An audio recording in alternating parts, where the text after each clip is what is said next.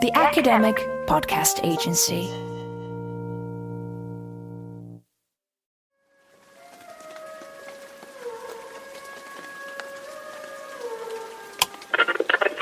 Secretary of State Hillary Clinton. Good evening. This weekend, we will celebrate Human Rights Day, the anniversary of one of the great accomplishments of the last century. Beginning in 1947... In 2011, Hillary Clinton delivered what is widely considered to be a historic speech about the importance of recognizing gay rights as human rights, not just within the US but globally. And that is why gay rights are human rights and human rights are gay rights. 6 years later, this episode of the Glass Bead Game has come to southern China to visit one of the many cities in a fast-changing country where people are questioning the significance of sexual identity in the modern world. And later in this episode, we shall also travel to Tulsa, Oklahoma, to see how a changing political climate in the US has been affecting the lives of its LGBT population. It does not matter what country we live in, who our leaders are, or even who we are. Because we are human, we therefore have rights. China and the United States are often depicted on the world stage as superpowers with opposing cultural and national characters. China, for instance, is a communist republic where all land is owned by the state and leased to the people. The US, in contrast, is a liberal democracy with a fundamental culture of property ownership. China operates a policy of state-controlled media censorship, whilst the US proselytizes freedom of speech and of its press. So at this point in history, how does state policy and ideas of national character inform the personal experiences of those that identify as LGBT? Are the cultural differences between China and the US meaningfully comparable, and should both countries be doing more to uphold their commitment to the International Bill of Human Rights as Hillary Clinton suggests? The time through which we are now passing is of exceptional character. This is the Glass Bead Game. The Glass Bead Game. My dear friends, Inform, investigate, and engage. Hi, 我来啦. Hello. We are presently in the office of a youth centre in southern China. And the voice of the interviewer is the Glass Bead Game producer, Bibi Letts. Due to concerns about anonymity, exact locations and persons shall remain nameless or be referred to with a pseudonym. My name is... You mean English name? Whatever you prefer. Okay, Joga. Yeah, my English name Joga. Yeah, Joga Jia. And what do you do? I'm a therapist. Yeah, also, I think I'm a teacher, but mostly my work is therapy. Yes. I just want to teach what I have learned about the society or about the people. Knowledge of sex is not so well taught in China, you know. They just won't talk about sex. The teacher won't talk, and your parents will not talk about sex to you. So you barely know nothing about sex, like in this country. So that's what I want to teach. Yeah. It's very important to clarify at this point that in China it is not illegal to be gay. Sex between same-sex couples has been legal since 1997. However, it was not until 2001 that the Chinese Society of Psychiatry declassified homosexuality as a mental disorder. For the WHO, the same process happened in 1990. Like my aunt, my mother's sister, she is a lesbian, but she didn't come out. She just like other people to get married and to have a son. But in a very short time, she divorced and never married again. And we all knew that she's different because she just, she just wants to play with girls or women, or, she's lesbian. But my mother and her, They didn't talk about it. So I think some of the gay people in the old age, they just pretend to be straight to let the people know, okay, she's married and she have a baby, so she's normal. A study published by the UN in 2016 found that in China, very few LGBT individuals choose to be open regarding their sexual orientation or gender identity. The report proposes that less than 5.5% were fully open in their schools, workplaces and religious communities, whilst only 14.6% had come out to their own families. When I grow up, when I notice I'm a lesbian, I would tell myself, okay, you must come out and you must have to deal with the press. Yeah, you have to tell your parents because I don't want to be like my aunt. It's a very miserable life. Stay in the closet and just cannot love the people she wants to love. In order to understand the significance of state legislation and its relationship to sexual identities on a global stage, I spoke to author and pioneering gay activist Dennis Altman. China is clearly going through huge transitions, and I think that the assumption that most people in the West made up till a decade ago was inevitably, as they get richer, they'll become more like us. Liberal democracy will flourish. And of course, along with that, we will have acceptance of diversity. I think that's increasingly questionable. I mean, I think there are possibly new forms that we can't quite imagine or envision. The reality or perception, which is equally as important, of the split between Western democracies and the rest, that somehow a progressive view or a view which accepts homosexuality and is tolerant of sexual expression is somehow synonymous with democracy. That idea, is that a claim which people are making? Or it certainly is a claim that I think the Obama administration, though not, I suspect, the Trump administration would have made. I think that there are some clear correlates. The greater acceptance of sexual diversity will come in countries that are affluent, that have liberal democratic political systems, and that do not have authoritarian dominant religious traditions. The problem with the binary divide is that it really only works when we look at what governments do at an international level. And that's measurable, it's easily accessible, and governments vote for or against.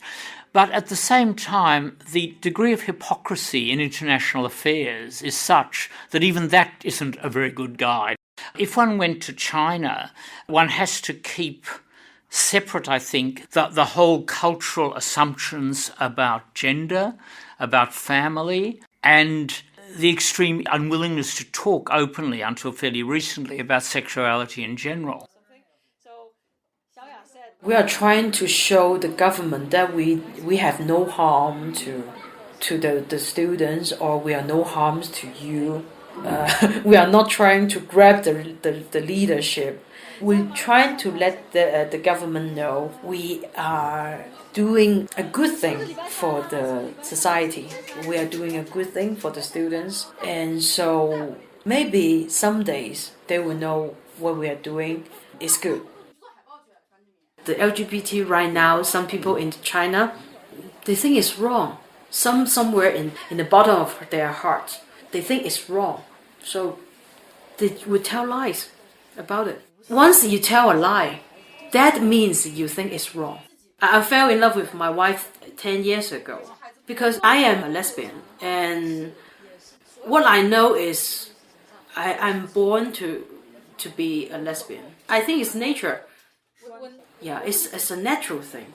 I cannot see something wrong. Nothing wrong about it. It's just love. And the people, it just happen to be a girl. Okay, that maybe is different from other people, but the love is all the same. It's the same with other people's love.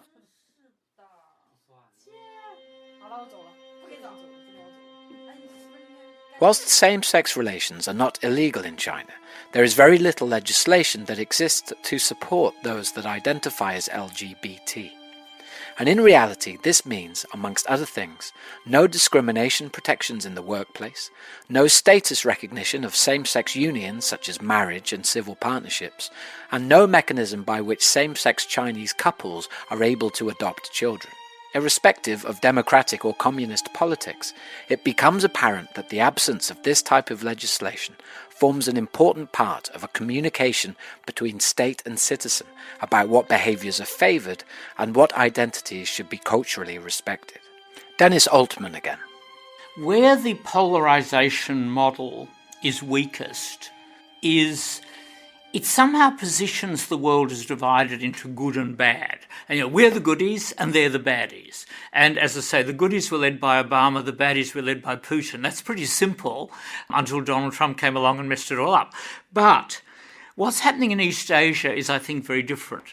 The Chinese government has a very strong position of not interfering in the internal affairs of other countries. So the Chinese government basically couldn't care less if people are flogged to death. If they can build the Silk Road through those sheikdoms, they will build the Silk Road through those sheikdoms. On the other hand, within China, within Vietnam, within basically across East Asia, I think new models are emerging. And I think, therefore, people in China seeming to be both progressive and regressive. The problem with that is they're concepts that make sense if we assume our position is universal and therefore we can measure everything against it. So I think there is a different form of acceptance of sexual diversity that could well emerge in East Asia that is going to be somewhat different to what we expect in the West. My feeling is there may be new norms emerging in East Asia that our terms don't really cover. It seems worthwhile at this juncture to try and have a discussion about terminology. This is important because before a government can agree or disagree with a person or legislate for or against a certain group, their difference, in inverted commas, needs to be identified and named. And this in itself becomes a problem, as people from all cultures are resistant to easy and uniform categorization, especially when it comes to sexual and gender identity. Some consider a more progressive and inclusive term to be sexual orientation and gender identity, also known as SOGI, a term that applies to everyone and recognises a full range of human experience. To address this issue of terminology, I spoke to queer theorist Cindy Weber at the University of Sussex. What differentiates for you the terminology of queer from homosexual or gay? So we see different transformations in language that occur through the 1900s and up to the present, where a term like gay meant something like happy, and then it became something that people embraced as a figure of the male homosexual. And then part of the story is about trying to find a positive way to describe those people who would identify as having kinds of sexual practices that would have made them be the homosexual. How do you find a positive way to talk about them? How do we find positive ways to talk about ourselves if we are seen to be involved in those kinds of sexual practices that we don't think of as perverse? So LGBT unpacked is lesbian, gay, bisexual, transsexual. And of course, while those things in some ways may overlap and may not, this idea of the LGBT became a coalition of people, a way to talk in a less pejorative way to describe those people whose practices around sex, sexuality, gender identity, identifications had previously only been described in pejorative ways. And so when we get to the term of queer, it's very often people who say, well, look, there isn't something called homosexual versus heterosexual. That binary falls apart, that there's a range of sexual attraction. There's a range of sexual desire, that somebody who we might call homosexual may also be attracted to people of the opposite sex. And those people who we think of as heterosexual might also be attracted to people of the same sex, and make these kinds of distinctions also in terms of gender. So those complexities are the kinds of things that the term queer often tries to catch, that fall out of binary understandings of heterosexual versus homosexual, male versus female, masculine versus feminine. And there's very often a political agenda around that, which is about saying, I have a right to live the way I want to live.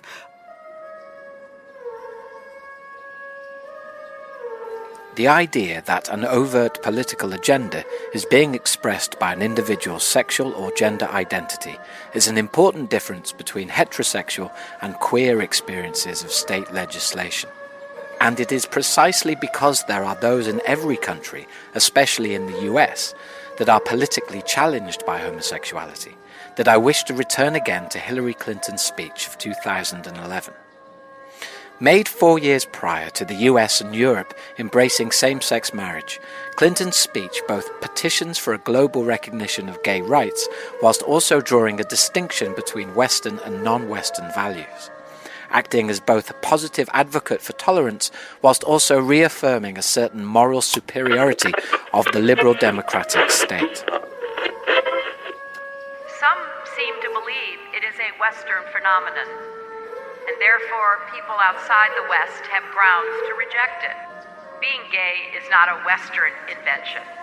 It is a human reality. Now we must go further and work here and in every region of the world to galvanize more support for the human rights of the LGBT community. Cindy Weber again. So the Obama administration started to create what I talk about as a sexualized order of international relations, where you have good states, and those good states are those states that treat their LGBTs well, and bad states that treat their LGBTs badly. Okay? But the problem is that the world isn't that simple. And there are all sorts of ways in which that very kind of organization of the world can create backlashes. So, for example, sometimes you get foreign policies of what are called gay conditionality, where, for example, David Cameron was toying with the idea of withholding aid from Uganda because Uganda was not just imprisoning LGBT people for life, but possibly capital punishment for them. And the difficulty is that those LGBT people on the ground were sort of saying, but hang on, if you're taking international aid away from the state and using us as the reason to do that, who do you think the state is going to punish for that very reason? Who do you think society generally is going to punish? And so the question has to be, what do these kinds of policies mean for the lives of those people who get called L or G or B or T? Is that actually a virtuous act by the international community of liberal states who understand themselves to be pro-LGBT? Or is that something that actually leads to more hardship and incarceration and death for the very people who the liberals are saying we're going to protect? The concern becomes that the United States under the Obama administration had a kind of one-size-fits-all sort of, this is how you are good to your LGBT populations, and we are going to teach the world what that model is, and we're going to impose it upon them. You've mentioned Clinton, Obama, but we haven't talked about Trump. Sure. What we found once candidate Trump became President-elect Trump is that he surrounded himself with the most homo, bi, transphobic transition team that we've seen in the history of the United States, where some of the members of that team would talk about how being gay was like being a kleptomaniac. It was criminal. It was insane. That gay marriage would be the end of U.S. society. That LGBT rights were a new fascism. And what we've seen in the policies, the executive orders, are all sorts of homophobic, anti-LGBTQ policies.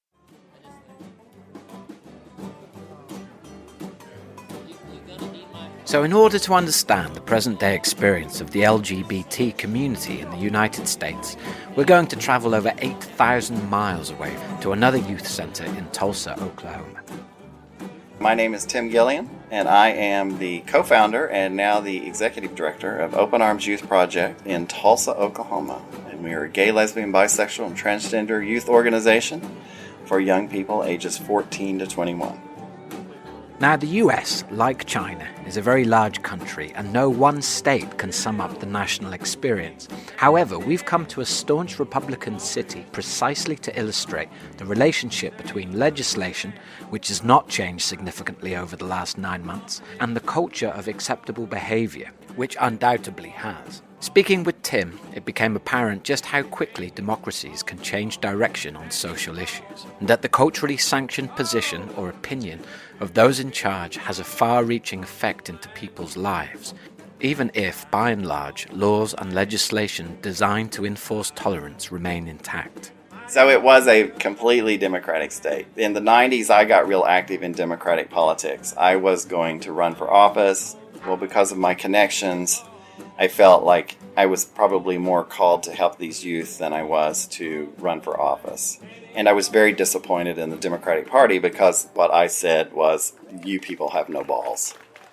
You will not stand up for what's right because you've got some preacher whispering in your ear, or you're afraid the Republican's going to win because you said you support gay rights. You should be doing what's right for society, not what's right to get you elected.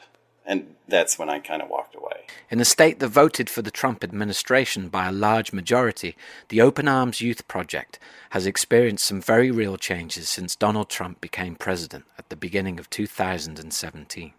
I mean, the day of the inauguration, the gay and lesbian page disappeared from the White House website. And the current political climate in our country has made it, we've seen bullying rise almost 50% within the last few months, just because it seems to be an acceptable method of dealing with people who are different from our government, top down. So it's been a little scary.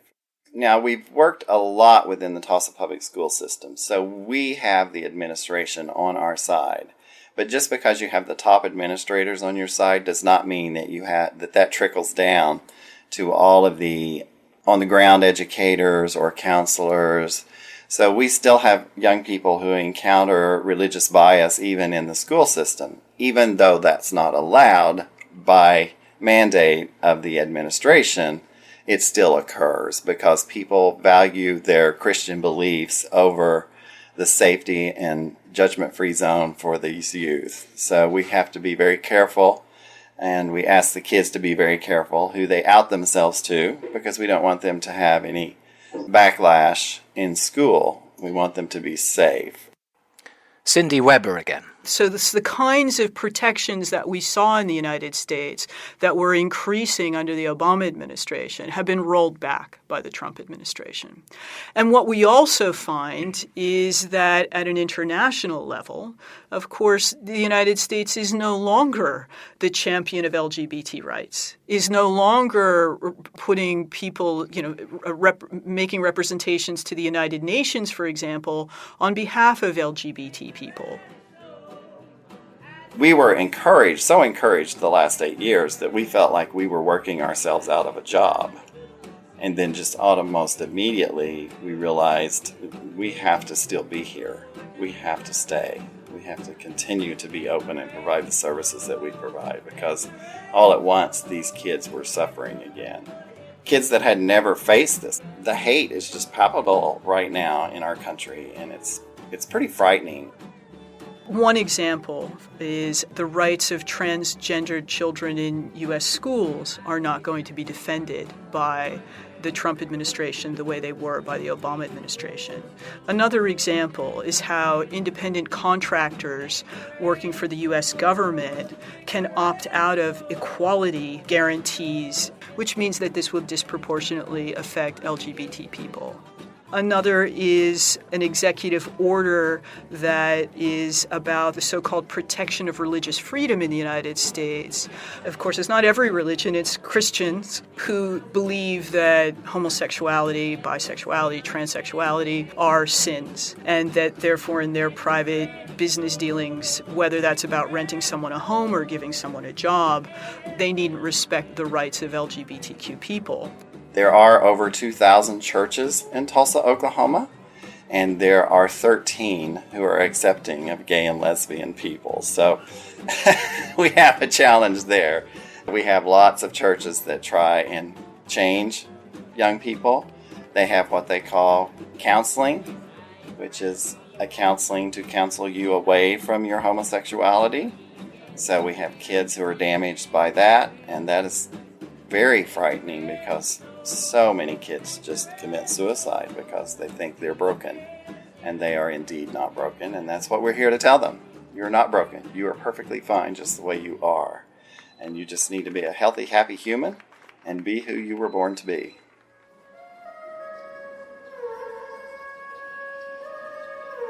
Returning to China, the similarities between the work of the two youth centres in empowering the self-esteem of those that identify as non-heterosexual suggests a social instinct that transcends both geography and political institutions.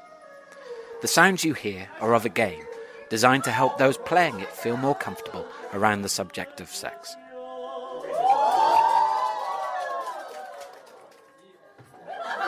Pao Jie is 17 years old and has attended the youth centre for the last 2 years. It's a competition. There are two groups, and you have to touch the dildo. The first one who touches the dildo, she or he can get the chance to sing the song or to answer the question. And because there are some of them that are shy to do this, so this can make the game more difficult. And in China, people don't talk about sex, don't talk about condom, don't talk about disease. So I think it's a window that I know so much things about this. And I make so many friends here, and we can talk to each other. We don't have a mask because we can talk about our gender identity and sexual orientation. I also take my mom and my boyfriend here, so this makes my family relationship better, I think. Traditional parents, they also force their children to do the thing they think is right.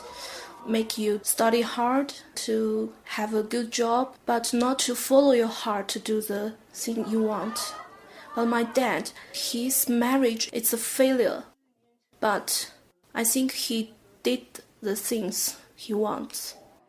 And he taught me that I can do what I want, I can learn something I'm interested in. I think other parents cannot understand my dad, because he gave me the freedom that I can see the world in a free way, not in the way that be controlled. And he's pretty cool with you identifying as bisexual? Yes, because I asked him, if I have a girlfriend, what would you do? He really think about it, and he said, I have no idea, but I think you should introduce her to us. You should bring her to our house, and we want to know your partner, I mean. In order to understand better the relationship between the state and society in China, I felt that I needed to talk to somebody that understood the law and how it functions within this society. Hello. Hi. How are you? The man I'm speaking to is the president for a Chinese LGBT youth network, which works with over 50 youth groups across the country. He is also an academic, currently finishing his master's in human rights and international relations. The Hillary Clinton speech of 2011, when she was working for the Obama administration, and she makes these very strong statements that gay rights are human rights and human rights are gay rights. And then she goes on to say it doesn't matter where in the world you are or what government you have, this stands to be a truth. I wonder what people in China would make of that, whether that be the citizens or the government. Would that seem like a preposterous idea? Yeah, I think many Chinese citizens will not agree with Hillary about this, even though they think homosexuality is not a problem or they can tolerate these people themselves, but they don't think challenging the government is the right thing, and they don't think LGBT people should claim openly, politically their rights. For you, Yang, are LGBT rights, are they political? Do you think it is a political discussion? I think it's difficult to say because since the 2001, homosexuality was removed from a psychological disorder. But the reality is that many Chinese clinics are still providing torsion therapy. So it means we don't have this solid ground of rule of law. Each citizen are considered the law or government policies as something necessarily to be respected, so that we might have legal or policy progress, but what this can bring to people's life still is a question. Many people outside of China assume perhaps that there is far more of an aggressive blackout on all voices of dissent. But it sounds to me from what you're saying that there is a place and there is a purpose to have a conversation with the political system. Yeah, not only a conversation between the society and the government, but also how to bring changes within the society itself. So I think this is we need to teach to the society, especially the young generation, that you should do and you can do something to change or what you find not so satisfying and you are not happy with. So the 17th of May, which is the International Day Against Homophobia and Transphobia. Yeah. What does that mean in China, where to express yourself in the streets has slightly different dynamics? For Chinese NGOs, especially us, provides a model that how you can communicate this message to the public and what tools can be used. If we don't have this occasion, it will be difficult to organize. But with this occasion, that our member groups are motivating themselves automatically, they will think about, it's May 17, what are we going to do? Without that, it would be very difficult to get all these groups to have campaign in the same time. Yeah. Paojia and Bibi are attending the International Day Against Homophobia and Transphobia at an event nearest to them. Yeah, it's a local park here, and with the day of May 17th, and we are bring the rainbow flag to show all of the people, the local people, that we are gay, lesbian, LGBT people. Yeah. Adding to the social complexity, they are parading next to a Chinese marriage market where parents meet each other in order to find partners for their children. So this is like a marriage market? Yeah, this is their details of themselves, about their birthday and where they work and what they want to fund. Yeah. And they celebrate. They hold this meeting every weekend. But welcome to here. But maybe some people will ask, would you like to meet my daughter or sons? But we will say, no, I'm lesbian and I want to find a girlfriend but not boyfriend. Yeah. It's a bit complicated to talk about human rights in China because the whole society doesn't have a consensus about the definition of human rights. And it's even debate that whether Chinese people should adopt this system of human rights values and theories weight invented by the Western world, because some say that as an intervention or even an invasion of Western ideology. So for some people, LGBT issues are just cultural or social issues, and that doesn't so much involve human rights. They say that it's not necessary that we use the legislation or a government policy to protect LGBT people. And of course, the others, especially advocates, are more progressive and advocate for legal and policy protection. So maybe we show up here, and if they bring their children here and they can fund us, we are more Appropriate? Yeah, better match. Yeah, because we have some paper behind us, and it's wrote on is everyone the same. LGBT people all the same as others. We need too many kinds of styles of life, and we have to tolerate others. And can you describe the reactions that when people see you? Some of them they don't know what does the rainbow flag means, but when they watch our papers behind us, they will know that.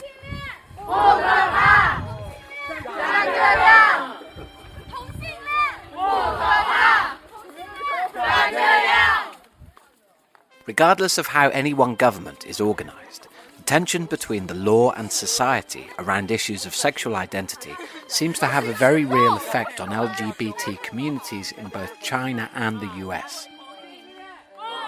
So whilst on the surface rich and liberal democracies might be more tolerant of sexual diversity, clearly the cultural values of the administration or of the people are not always aligned with the existing legislation.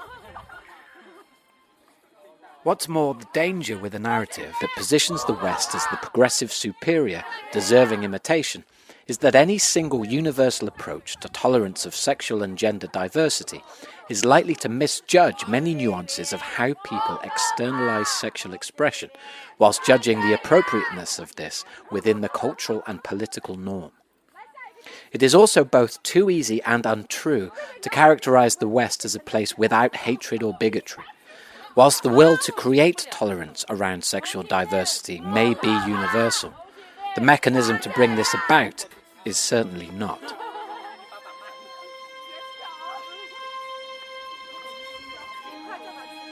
Further information about all who featured in this episode can be found at www.theglassbeadgame.co.uk.